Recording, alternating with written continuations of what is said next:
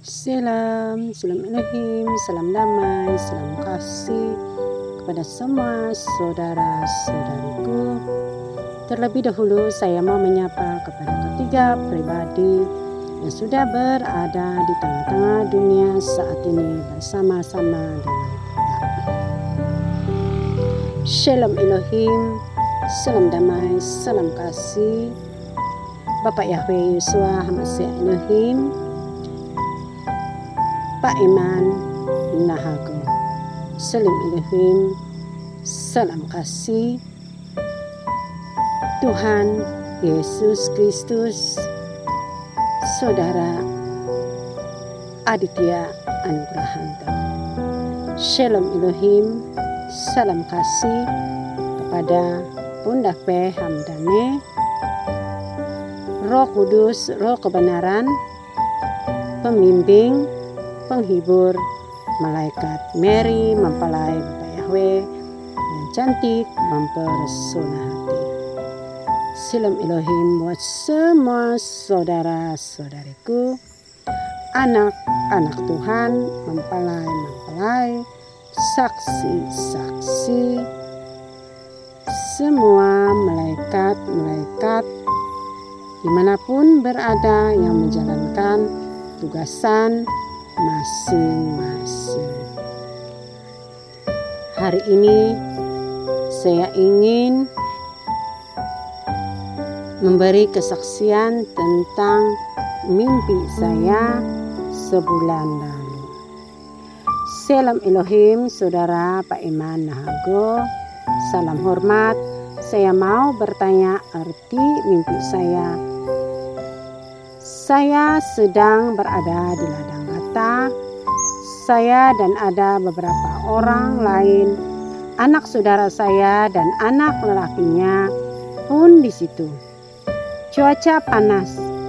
Saya beri tanda cangkul saya agar tidak tertukar dengan cangkul orang lain. Saya pulang ke rumah rumah ibu saya. Saya melihat ibu saya ada tetamu. Saya terus ke dapur. Di situ saya melihat ada lauk sudah disiapkan tetapi tidak ada nasi. Saya memasak di periuk kecil, tetapi api marak terlalu panas. Nasi saya menjadi hangus. Tiba-tiba ibu berkata, "Masak nasi di periuk besar." Karena ada banyak tetamu datang, saya sempat melihat di ruang tetamu. Di situ saya melihat orang asing seperti bangsa timur. Karena periuk besar untuk memasak nasi, saya membakar kayu api yang banyak. Api sungguh panas. Tiba-tiba ada beberapa ekor tikus keluar dari lubang dapur tanah dan terlompat-lompat. Saya berkata, "Tikus, tikus." Kata ibu, "Tikus besar." Dan orang yang di ruang tamu juga tertawa melihat tikus-tikus itu terlompat-lompat kepanasan. Saya sungguh terhibur dengan tikus-tikus itu. Saya sudah berada di rumah saya sendiri. Saya merasa heran karena rumah saya berubah menjadi susunan batu bata yang cantik, lantai yang berwarna putih, dan ada beberapa buah kursi putih dan meja putih. Suami saya di dapur sibuk menyiapkan hidangan karena kami juga ada tetamu. Saya melihat ada orang lintas. Saya pasti orang itu mencuri cangkul saya yang di ladang tadi.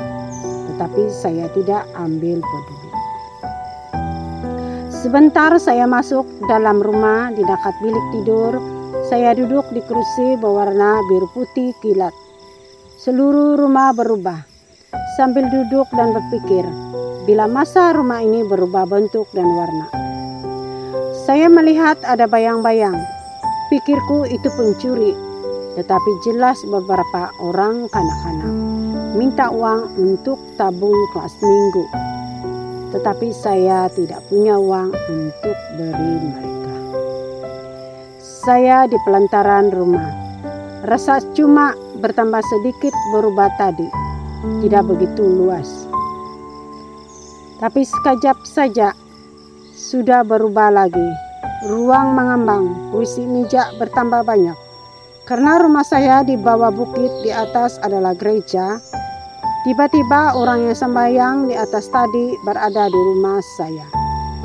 Semakin banyak orang yang datang, semakin mengambang pelantaran rumah. Saya melihat juga orang yang ada di rumah ibu, ada bersama-sama orang yang ramai itu.